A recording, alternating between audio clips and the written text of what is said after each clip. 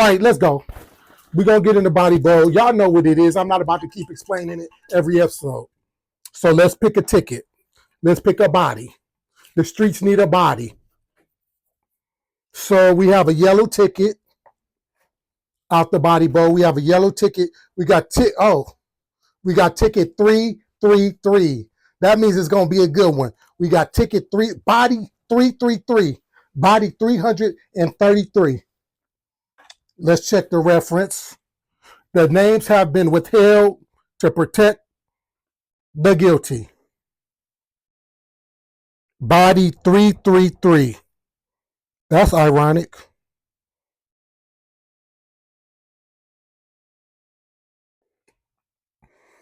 Yes. Body 333.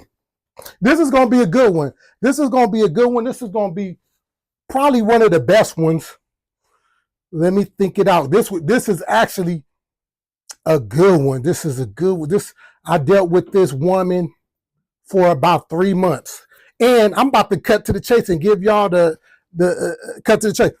So in this story, in this story, this girl is going to put a restraining order on me.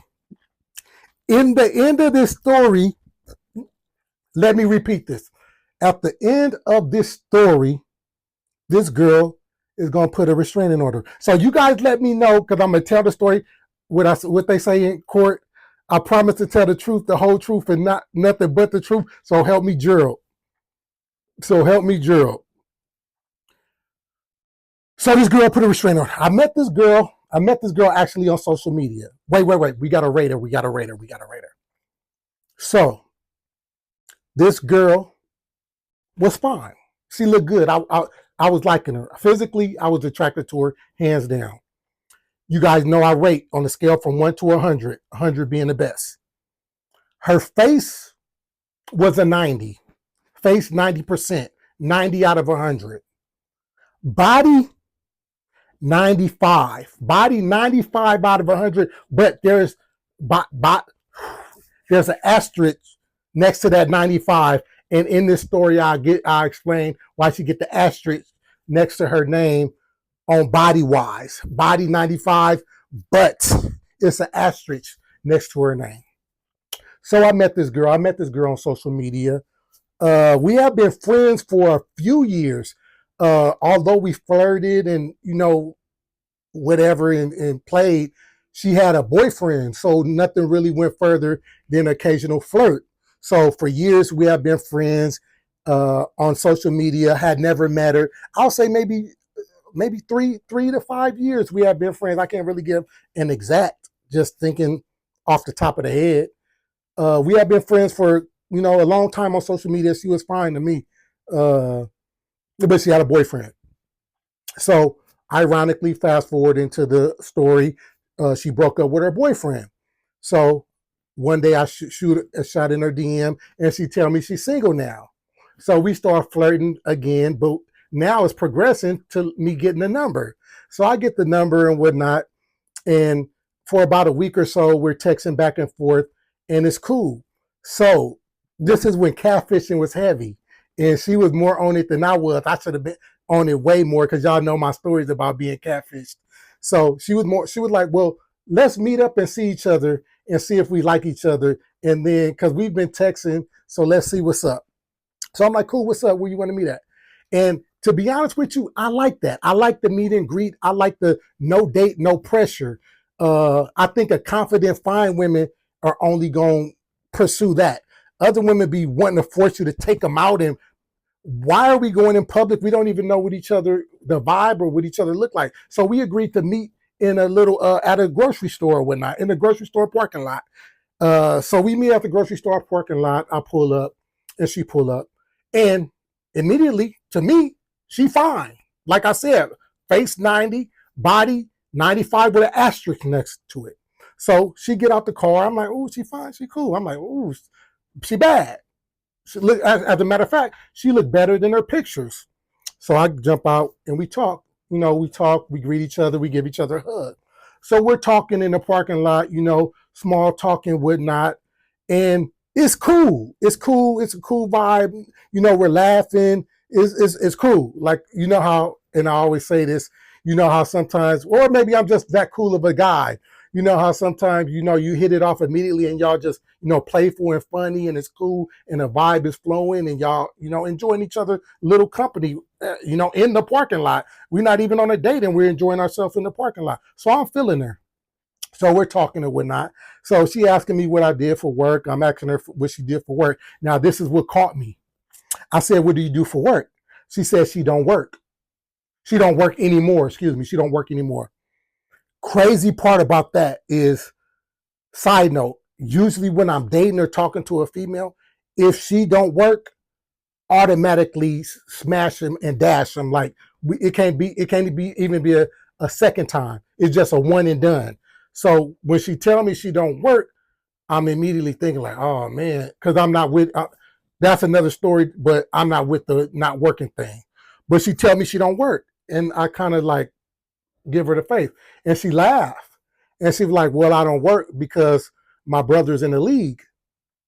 And I'm like, what do you mean? She was like, my brother is in the NBA and he played for the Lakers. And I'm like, so you guys know, well, not you got everybody, LA. LA is a cold place to be. You get the best of the best and the worst of the worst. So when she tell me her brother played for the Lakers, I really don't be believing what people say off rip. You tell me something, whatever, it go in one ear out the other because it really makes me no difference. So she tell me her brother played for the Lakers and he just signed a deal, a multi-million-dollar deal, and she don't work anymore. I'm thinking either she lying, she playing, or how you be having that play brother, how women be having that play brother or a friend that they've been knowing for a long time. So it go one ear and out the other. I'm like, okay, her brother in the league. I don't believe her. So anyway, we're talking more in the parking lot. Like I said, it's going cool. Speeding up the story.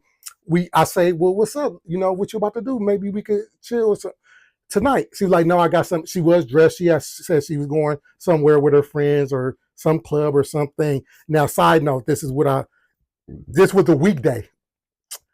I was trying to get to the yams. I was trying to get to the yams immediately. I wasn't trying to go on no date. So when she said she was going to the club or wherever she was going on an outing on a weekday, also saying she don't work, it kind of was like, threw me like, damn, I know I don't have to, I'm not gonna have to smash and dash this girl because she ain't really about nothing. So, because she's partying on the weekday. So anyway, we part ways and whatnot. I forgot to see. This will happen when you have to remember. I think she was going out of town. She was going out of the country or going out of town. I forget exactly where she was going, but I remember her saying, I'm going to be gone for a week or so, but when I get back, then I'm going to hit you and whatever. Again, in LA, I really don't be taking too much serious. It is what it is at the moment. You say what you say, whatever. If it is, it is. If it ain't, it ain't. So we part ways. We hug each other. Like I said, she's fine. I guess she thinking I'm looking cool. She didn't tell me or not, but she said she gonna hit me. I'm gonna know if she like me or not based on if she hit me or not. So we part ways, whatever. Fast forward the story. About a week later, she hits me. And she tell me, I told you I was gonna hit you when I got back in town. She hit me. So I guess she's feeling me. You feel me? So she was like, well, what's up? What's up? I'm like, what's up? I was like, I'm trying to get to the game. Y'all know, if y'all been listening to my podcast long enough, y'all know I'm trying to get to the yams first. Why? That's another story. But I'm trying to get to the yams. Then we probably can go on a date. Then we probably could do whatever. But first, I'm trying to get to the yams. So I hit her with like, what's up? Can I come over? Can I come through tonight? She say, yeah. She say, yeah. So I'm like, oh, she about to get these fine yams real fast, real quick, like. So she was like, all right, I'm gonna text you the address. Let me know when you on your way. So she texted me the address, whatever. Oh, she say I stay downtown. And then I was like, okay, whatever. So boom, I get the address. I'm driving, bam, bam, bam. I take the 110 downtown, 110 north downtown. Get there. So this is the thing. This is when it gets. Does it get real? It gets real interesting. So I pull up, and I'm like, well, I see the address and I see the building, And I'm like, I know this girl didn't flex on me, like lied to me and tell me, because it's this bougie ass building that got the little, what they call that? They got the little person that opened the door, and then you need a key card to get to the up to the elevator. It's like a little bougie. I don't even want a high. Oh, it's a high rise in downtown, a little bougie high rise downtown. So I'm looking at it, I'm like, so I call, I'm like, hey man, what's up? Where's the, I'm looking everywhere but the address she gave me. I'm thinking, well, maybe she gave me the address and then it's some. She said, well, come on, park your car and come on. I was like, oh, in this building right here, where you? And she was like, yeah, this is. She said, I'm gonna tell them to buzz you up or whatever, whatever, whatever. So now let's take a little side note. Side note, Gerald Jones from the ghetto, Gerald Jones from the hood, Gerald Jones ain't never really been with nowhere, ain't really done nothing. So this, for me, I don't know about you guys, but this was kind of eye-opening for me. This is different for me. Usually I've been messing with the ghetto girls and, girls work at the little post office. So this is my first time coming to a downtown high rise with the little clergy, what they, I don't even know what they call it, with the maid, the clergy, whatever, to open the door and buzz you up and use the key card and press the. So this is new for me. This is different for me. So I'm immediately interested and intrigued. Like, oh shit! I start thinking, she did tell me her brother played in the NBA and played for the Lakers. Is this true? It might be true. Because how are you here, especially saying you don't work no more? So I park my car, go inside, buzz me up, whatever you call that, elevator up, whatever, get off, whatever. So boom, boom, boom, boom, boom, walk, boom, boom, walk into the apartment or whatever. So she looking good. She looking good. She looking good. She looking. I mean, what can I say? She looking good. She look good. If she hear the story, you look good. I like you. I thought you was attractive. So I get in there and she lead me to the room. Y'all know what I do when I get to the room at this time because I'm bodied up. Y'all tell me, I peel out. I peel out because I'm bodied up. I peel out, get naked, lay in the bed. So she like, oh, you comfortable? And she leave out the room. I don't know what she do, whatever she do in the bathroom. Damn, that's crazy. That's crazy for me to just remember that small detail. Come back. And it's crazy because just right now I just saw the picture in my mind. I just saw it just right in. It was like that picture of her going to the bathroom. Anyway, let me get to the story. I know I'll be bear with my stories, y'all. So she comes back and she gets in the bed. So boom, she drop her little thing, whatever, get in the bed, bam, bam. We start kissing, bam, we hugging, kissing, doing our thing, feeling on each other, whoop, bam, boom, ping, ping. She started blowing me back. She started bossing me up. She started giving me fellatio. She give me cabeza. She doing her thing to me. And I'm receiving it. So boom, she doing her thing, boom, boom, boom. She do her thing till I'm ready to do my thing. Boom, flip over. We doing our thing. Now, I will tell you this. For me, I don't know what it was for her. For me, the sex was great. The sex was great because I was just physically attracted to her that much, and I felt so comfortable, and it was cool. It was great. What can I say? So boom, we doing our thing, and we're actually sexing for a long time. Boom, boom, boom. We doing our thing. She doing her thing. I'm doing my thing. We doing our thing together. I do my thing and finish. I roll over. She say she wants to do it again. I'm like, for sure, cool, whatever. So that let me know she like it. So I was like, well, I gotta, give me a 30 minutes to an hour to get back let Unc rejuvenate. Give me a 30 minutes to an hour. I ain't no young whippersnapper no more. So she's like, okay. So now it's about to get thick. She say, can I return the favor? Can I return the favor with the oral? If y'all know what I mean. Now, side note, you guys, if y'all been watching my podcast, you guys know that I said I could count on 7 fingers out of my 1,000 bodies how many women I've actually done oral on. It's really not my thing to do. I will do it. I can do it. But I ain't even gonna, because it just, because I've been feeling, I felt freaky a couple times, maybe on 3 of them, and it was just going down like that. But I have a standard also where I'm not about to just go down deep sea diving on you and I don't even know you yet. Like hygiene wise, are you dealing with other guys wise? So, you know, for me, everybody got their own whatever. For me, my standard is I'm just not about to eat your pee off the rip. I'm not about to go give you fellatio. I'm not about to cabeza you off the rip like that. So she asked me to return a favor. I tell her no. And she look, I see her eyes. Immediately, she's mad. She's like, all right, okay, you got to go. And I'm like, now, don't get me wrong. I do understand why she would be bothered because she did it to me.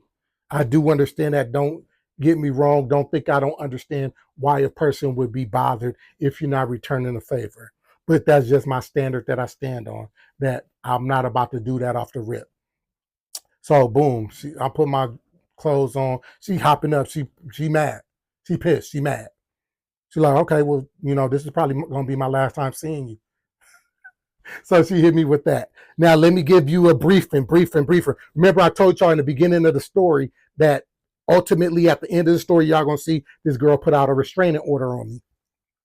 So in doing so, I want to pause the story right now so you can understand, so I can explain the toxicity of our, I don't want situationship, because I've been dealing with her for 3 months. I dealt with her a total of 3 months.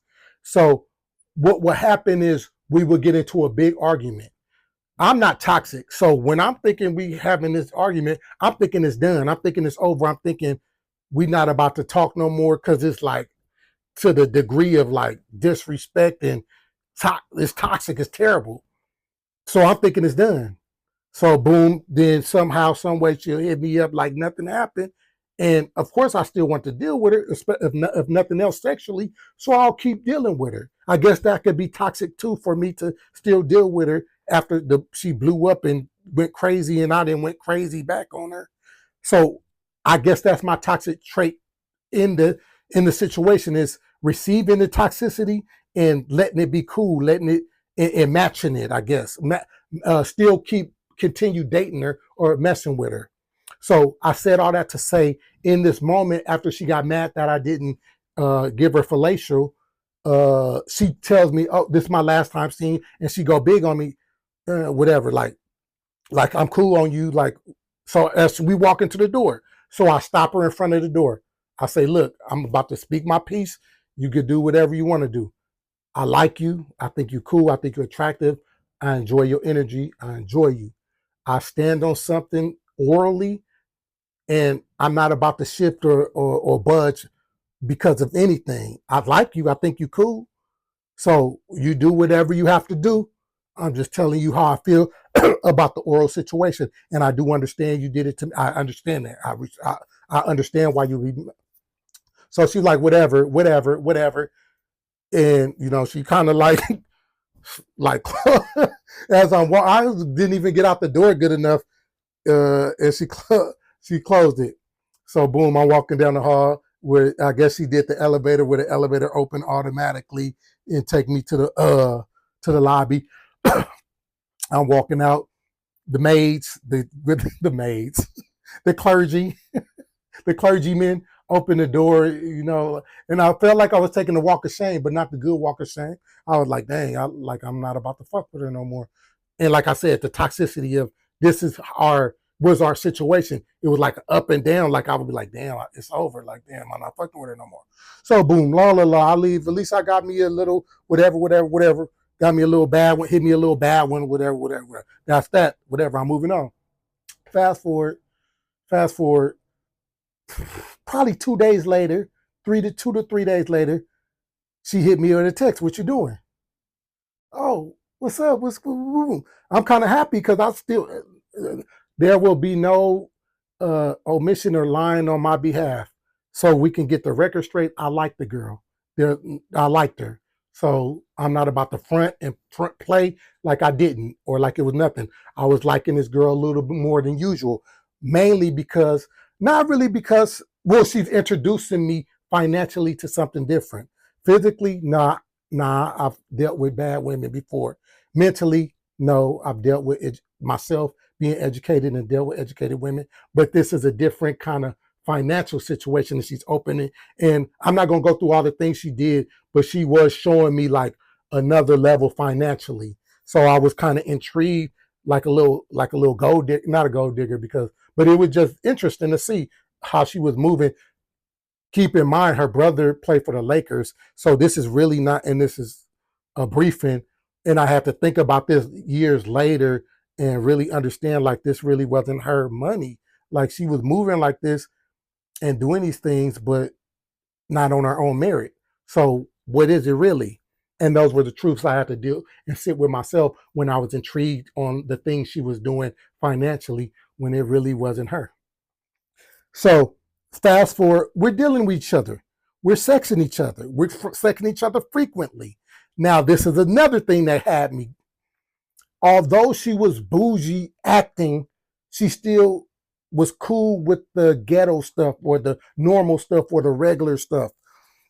What I mean by that, just one in itself is going to explain it. Well, not going to explain it all, but one example. She was cool with getting the room at the Snooty Fox and doing our thing at the Snooty Fox. Like she didn't even have to do that, but I think she was kind of thrilled or intrigued herself to be dealing with normals, type. Normal. Yeah, I get. We could call it whatever we want.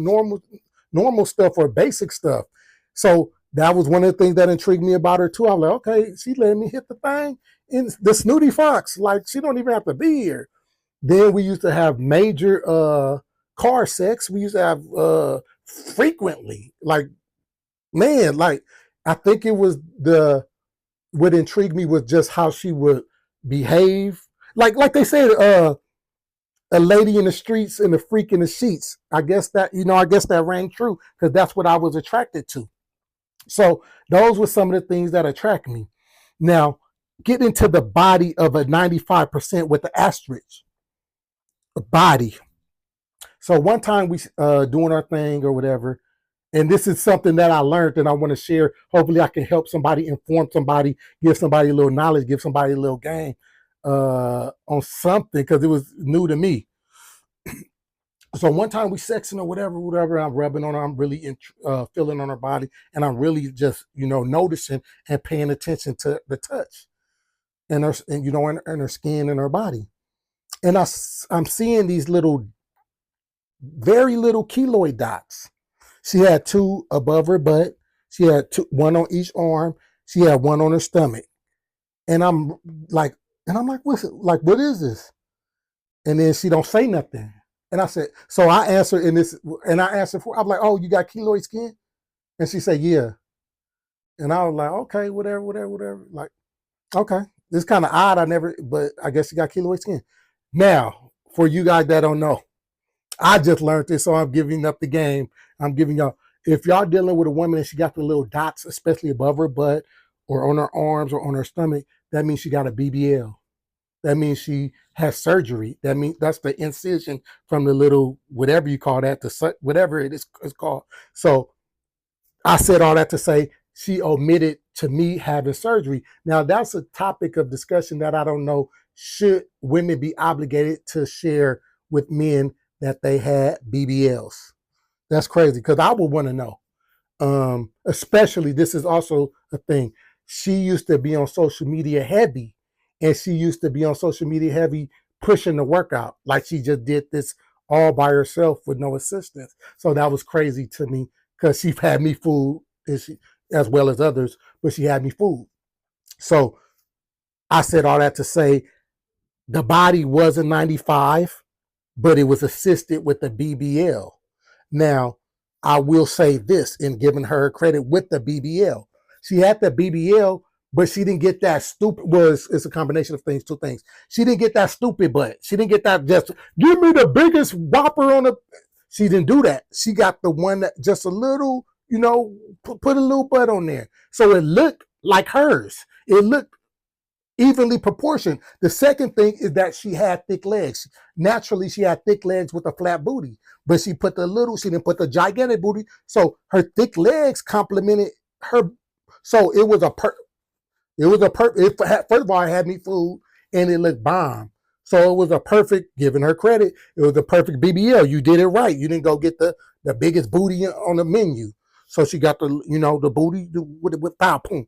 So that's why I say her body is a 95 with an asterisk, because it did look good and whatever, but it still was assisted. So getting back to the story.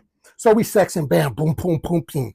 Like I said, for these 3 months, and I don't want to get into every single story, but we were almost every week, at least every other week, we would have some kind of argument or disagreement, and it has seemed like it's the end, like it's like to the levels of she started disrespecting me, going big, and quick side note, being the man that I am now and today, especially learning from what I learned with her, I would never go back and forth. I would never go toxicity for toxicity with anybody again, because that just wasn't what I was on.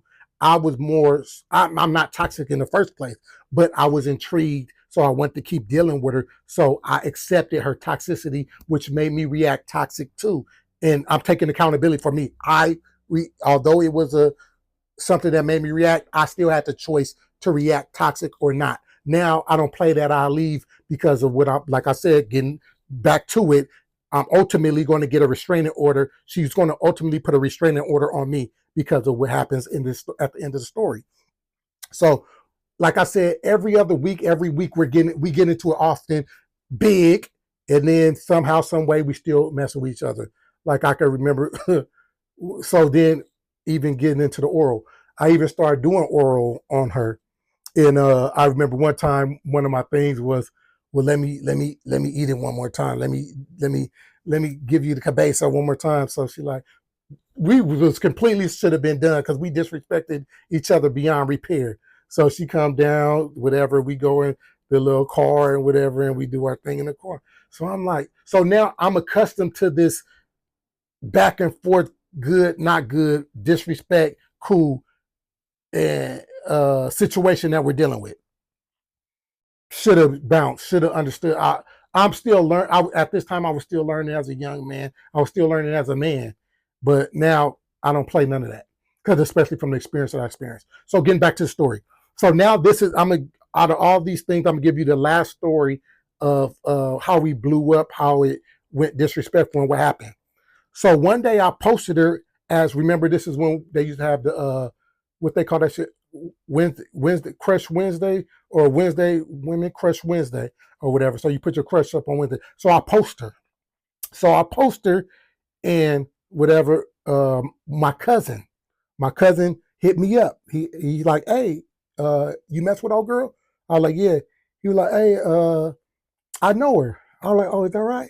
He was like, yeah, she used to mess with the homie. You did boom, boom. So it kind of ring boom, because in these little situations, she act. Anyway, I'm not even going to describe that, but he tell me about the homie that messed with her, whatever. Boom. He said she know who I am. I said, okay, whatever. So boom, I take that mental Rolodex, put that in the back of my brain. Time go by, maybe a week, 2 weeks ago. So I forgot. I'm thinking this up right now. So I forgot what made me bring it up. I forgot what happened. I can't think of but I brought it up. I said, hey, my cousin said he know you. I forgot this part too. My cousin said he know you and you used to deal with yada yada and he from a hood. I'm not gonna say the hood. And he know your baby daddy. I forgot why I can't think. I'll be wasting time trying to think of why I brought it up. She gets mad.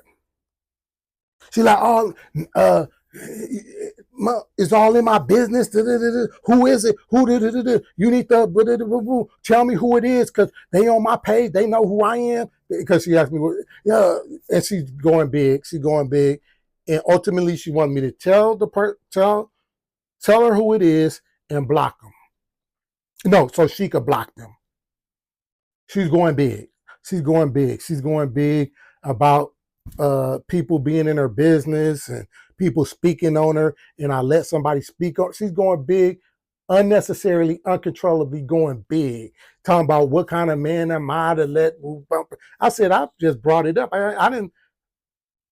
It wasn't even nothing negative, to be honest with you. But she's going big. She's going big. She's going big on me, super big on me. Whatever.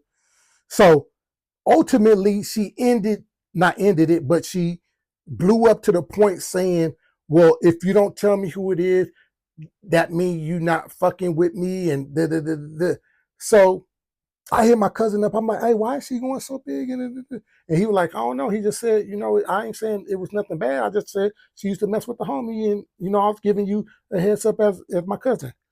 So I said, hey, I'm gonna tell her who it is, whatever, since you say you know her and whatever. He said, yeah, I ain't tripping. Tell her it's me. Woo, woo. So like I said, she's giving me the ultimatum, and I don't remember the actual verbiage and the actual conversation of what she was saying to make, but she was going big to the degree like that's messed up, and I should be blocking. I should tell her who it is. We shouldn't be keeping secrets, and why would you let this come? If it's nothing, then tell me who it is. So she gives me this whole guilt trip, whole big thing. And I put an emphasis on it because I want y'all to understand. Because in hindsight, it's going to come back around and watch what happened. So, boom. I ultimately tell her who it is. She block them, whatever. My cousin, we ain't tripping, whatever. We don't even know because he didn't say nothing negative, whatever. So, after that, we dealing with each other still. Back first, she said she's not messing with me no more. We do the toxic thing again. We back dealing with each other. Within this next time, between that last argument and what I'm about to tell you next, she gets pregnant. So she gets pregnant or whatnot. And I also need to mention this. When her brother signed the contract to play for the Lakers and be in the league, she stopped working. Not only did she stop working, she's partying every day, Monday through Friday, Saturday, and Sunday. She's partying. And I will say this, maybe I don't blame her. I wouldn't do it because that's just not what I do. Y'all don't see me at parties and clubs anyway. That's just not what I do. But who's to say, and I don't look at it as wrong, but I'll tell you why I'm bringing it up in a minute. If I just became a multimillionaire or my family member became multimillionaire and they're taking care of us now, whatever, I wouldn't, but I can understand and see why you would party, and every day is a party. And not only is she partying every day, she's going and I get it, she's having fun. She's going out of the country, she's going on trips. Have fun. But I'm about to tell y'all why I'm even bringing this up. So she's partying, whatever, partying. She asked me when she gets pregnant, she said, what do you want to do? She said, I have a child already. You don't. It's up to you. If you want to keep the baby, I'll keep the baby. If you don't, then I'll go. I said, okay, well, give me a day, give me some time, and let me think about it. So as I'm thinking about it, this is why I brought up what I brought up. As I think about it, I'm thinking like, I never really seen her in mother mode. To be honest with you, she drops her daughter off when she going on these trips out of town, out of the country. She stayed dropping her daughter off at her auntie's house. And I actually remember this at her auntie house. So I never really saw her in mother mode. And don't get me wrong, I've talked to her on the phone and she'll say, oh, I'm picking up my daughter and she'll ride with her, whatever, or be picking her up from school, dropping her up from school. So I've heard her around her, don't get me wrong, but I've never seen her in mother mode. And I see her partying Monday through Friday and sometimes she would drop the daughter off to the auntie, or she would have her friend come babysit at her place. So I see her partying. Also, at the time, I didn't want kids. I think it was just her. So the next day, I hit her and I was like, you know what? I think we should, I don't think we should have it. And she was like, cool. It wasn't no problem. She didn't have no problem with it. It was cool. She said she's going to handle it, whatever. I'm thinking about this picture she sent me. Anyway, so handle it, whatever, whatever. And, she didn't have the baby. Cool, whatever, up to her. Not up to her, up to me. And she was cool and respectable about it. I don't think she wanted to have the baby anyway. She just wanted to party and have fun, which again, I get. I'm not shaming her for that because I get it. What would you do if your immediate family member is rich now? I'm not working, I get it. So fast forward from that last argument to the pregnancy to now, here we go.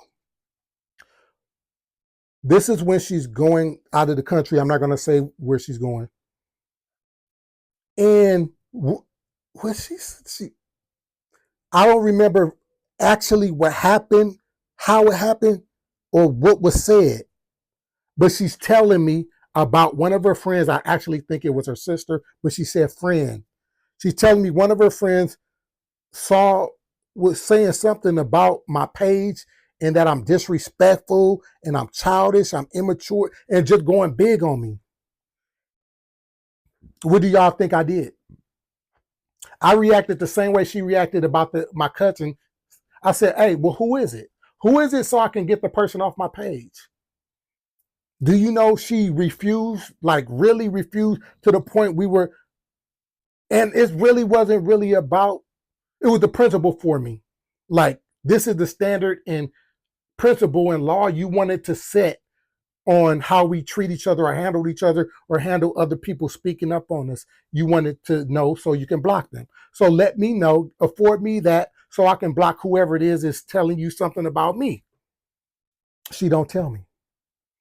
At this time, actually, I think we have each other blocked. So she's basically using this person, her friend, I think it's her sister, to spy on my page. Or maybe the sister just knows that we're dealing and just telling her, for no reason at all. I can accept that too. But the point is, I want the same thing afforded to me that I afforded to you by telling you who it is so you can block them off your page. Do you know she did not do that? And we had a 2-day debate argument. And it was more so of me feeding her this is what you said. This is the standard you wanted. So you really were just playing me. You really just finessed me because you really didn't believe in this standard, because if so, you would reciprocate. So now I'm more so with my ego. Like you finessed me. You flexed me. And you're not honoring the principle and standard that you try to set, but you finesse me to do it for you. So I'm upset, and it's the ego, and I'm pissed. Being 100% honest, that's what it is. More so, this is how you finessed me, and you're not standing on what you really were just saying stuff to get me to block my cousin or tell you who it is so you could block him. So she really did not tell me. We go for 2 days arguing. And I will never forget, this is where it got ugly for me. Because, of course, like I said, we have the toxic relationship. So the argument now is normal to me. Now it's comfortable to me. Now we disrespecting each other, going big on each other, and it's nothing. But I can tell you where it got deep for me and where it cut me at. So one day, we're still in the argument. And she's getting, like I said, she's in, I don't know if she's getting ready to go out of the country to this place, or is she there? No, she's getting ready to go. And she say, you're harassing me. For me, that affected me. That hit me. Harassing you? Harassing you? The word harass. So, boom, I kind of knew right there that verbiage, and it's something different. Like she said, I was harassing her. And I was like, bet. Like, it clicked for me. Like, yeah, we disrespect each other, but what harassing you? I'm just trying to get from you what I gave to you. Boom. Not only did she say I was harassing her, and I remember then she get to the out of the country, and she put a post. She said, I'm out of the country. She said in specific where she was at. And niggas is pressed, stressed, and depressed, and trying to, what she say, like trying to take her joy or trying to. So again, she's affecting me. I'm not gonna lie, I'm not gonna front, I'm not gonna admit I'm affected. Like, dang, harassed. Now I'm stressed, pressed, and depressed. We say pressed, stressed, and stressed, pressed, and depressed, or whatever she said, man. And she posted this. Affected, affected, posted it. So now for me, affected, 100% affected my mental. Harassed. Now she put a post up on me. So that means she's out there talking about me to her friends and her family, whoever she's with on this trip out of the country. So whoever is reporting my page to you, they're about to get a bar of this. Remember, I get the restraining order on me. I post. I post and I tag her. I post and I tag her name and I say, why you trying to be funny? The exact reason why I made you get the ABC, for y'all don't know, ABC is abortion, or go to the ABC abortion clinic, ABC abortion clinic, is because I've never seen you mom. You stay out of the country, you stay partying out of, so I'll go big on my little post and tag her name. Pause. That's the thin line between and this. And tag her name. Tag her name. So now people know she had the abortion and she was pregnant.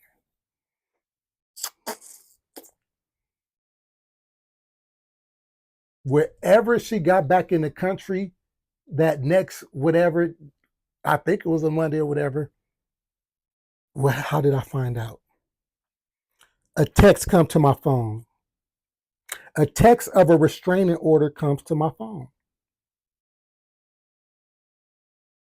Then I get a call from a girl, random number. I answer, and she say, "You have a restraining order," done? And she's saying, and I hang up because I see it. Then it got the date where I'm supposed to, if I want to, what is it called? I don't know. I forgot what it's called, but go against it. I don't know. You guys know the law, the legal term for it. If I want to fight it, I guess it got the date for me to show up and whatever. Now I'm thinking about restraining order. What that mean to me at the time? To me, what restraining order mean? Restraining order is a stay away order. If you did something to somebody physically, threaten them, all these things are going in my head. Why she put a restraining order? That's what I'm thinking. Restraining order. Well, I'm about to fight this. You ain't about to put that on me.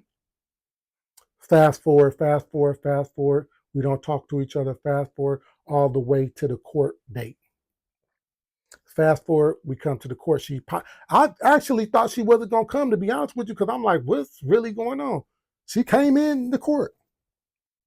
Boom, they call us to the whatever, the bench or whatever the hell you call it. Let me describe this. I have it's a black female judge, and she's asking the girl to questions and present evidence. So she's saying, did he threaten you? No.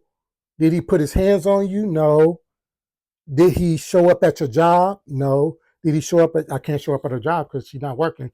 I can't show up at her house because you got to get buzzed in through the clergy. Never threatened her. But she's saying all that. She's saying the no. She's being honest. She's being honest. No. Well, and the judge is kind of like, what are we like? Well, what evidence do you like? What are we here for?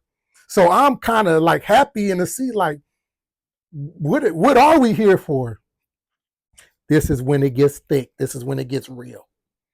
So she's like, well, do you have any more evidence to present before I make my ruling? She's like, yes. He's been harassing me on social media. She was like, well, let me see. Give it to the bailiff. The bailiff gives it to the judge. It's a paper of the post that I posted with her tagged in it. So the judge started reading it out loud. And she gets to the point where I tagged her name in the post. This is a black judge said, Black woman judge say, Mr. Jones, you cannot do this. You cannot put her name in. So, with that being said, the judge gave a restraining order on behalf on the cause of me tagging her name and putting her business on social media. I can accept that. I know I did that 100% wrong. Did it? I didn't know you didn't even know this could happen, that you could get that, but I got it, did it, whatever. Get this, whatever you call it, restraining order. She goes on social media immediately. And quick note, the thin line between getting a legal problems and not getting legal problems is simply tagging. So you can say he, she, that person, the person I'm dating. You can say anything except tag their name. Once you tag their name, then you get in legal shits. She immediately goes on social media and post up about me again. But I can't say nothing. I don't even want to play no more. The energy is out of me. I don't even want to go back and forth, whatever. Boom, boom, boom. Done. So I said all that, and that's the story. Restraining order, Thousand Body Podcast. Got me the restraining order, but when we do red light, I'll tell you guys what I learned. So let's get to the next episode. Let's get to the next segment. Next segment is called Body Talk. Next segment is Body Talk, where I read a letter, an email, a text message from a listener asking a question or making a statement. Ooh, right to it. Oh, there's no name. So okay. So I'm going to read the question and then answer it. You guys, hello. I'm really needing some advice right now. I'm a 45-year-old woman and I've been a stay-at-home mom for most of my adult life, raising 3 kids who are now in college, all in college. When I got married, my husband promised he'll take care of me financially, so I focused on the home. And raising our kids. But now that things are financially tight, he's starting to suggest I get a job. I feel blindsided and hurt, and honestly, I guess my question is, why should I have to get a job now when we agreed that he'd be the one to provide?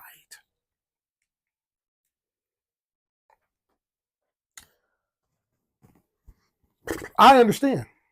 I get it for the lady that's wrote this email. If you guys talked about it and agreed, then yes, you shouldn't work. You shouldn't have to work. That was his promise. But then I posed the question to you. Do you really love this man? Do you really love this man outside of the financial? Do you really look at this man as a provider, not just financially, but a provider, not just financially, but a provider? Do you really love this man? Because if you did, out my opinion, as from the outside looking in, and I will hope that he gets this notion or use this. If you're not able to support me when things aren't right, then why are you really here? Are you really here to benefit? So if I'm asking you to get a job as the leader, as the king, as the man going on a path with the family and with us, it's for a reason. Yeah, I know what I said, but guess what? Guess what, love? Things change. Life happens. Life happens at an alarming fast rate. So things happen. So not the question shouldn't be, it should be, are you going to get a job? Do you want to get a job? Do you want to help the family? Do you want to help him? Do you want to see him at peace?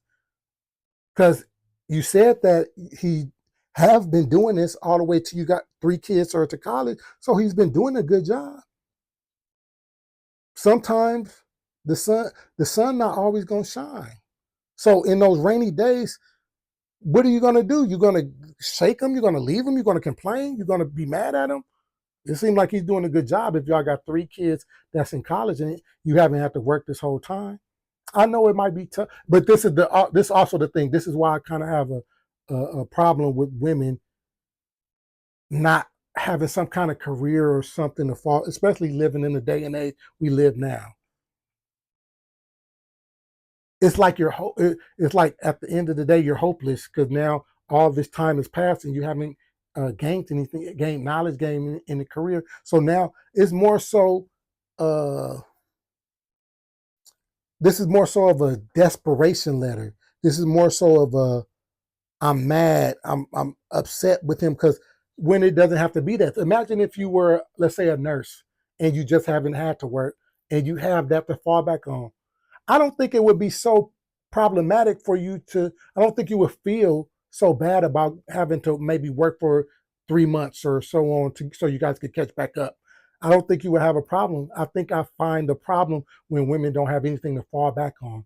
I think that's when the problem, the disgruntledness becomes apparent when there's nothing for you to fall back on, and now all these years have passed and there's no skill, there's no training, there's nothing for you to do. So to sum it up, to answer your letter, yeah, I understand that he promised that he would take care of you, but do you love him enough to step up and do something? If not, move on. If you think that man not a good man, and you guys been roughing it out all these years, and he's been taking care of all these, then move on. I will tell you this: you're gonna find out. You're gonna mess around and find out what's really out there. So that's the end of body talk. I'm gonna let you have that. Hope you listening. Hope that I can help you, and wish you the best. So let's conclude it. Let's conclude it with the red light. So, in reflecting and learning from my experience in dealing with this girl whose brother was in the NBA that played for the Lakers, I learned not to be so intrigued by the lights, the glitter, and the gold. Don't be so impressed by the money and what things, especially if it's not coming from that person as a main source. Especially. I also learned toxicity. If I'm not toxic, don't allow anyone to pull me into that toxic realm, because anybody has the capability or capacity of being toxic. And I proved that. She proved that to me, because I have never been in a situation where we arguing big, disrespectful big, and then back dealing with each other. But I take accountability and understanding that I allowed myself to make the decision to accept that and to also do that. So I've learned, again, on red light, in conclusion, not to do that, not to step in. Don't deal with toxic people, because guess what? One or two things are going to happen, and 9 times out of 10, you're going to be more toxic before they're more healed. The negative is going to bring you more down, because two people on a polar, let's say this is toxic, let's say I'm not regular. Somebody's going to pull somebody up, somebody's going to pull somebody down. Somebody's going to pull somebody up, somebody's going to pull somebody down. It's going to be like a seesaw. So it's best, from me, what I learned, dodge that toxicity. Don't deal with toxic women.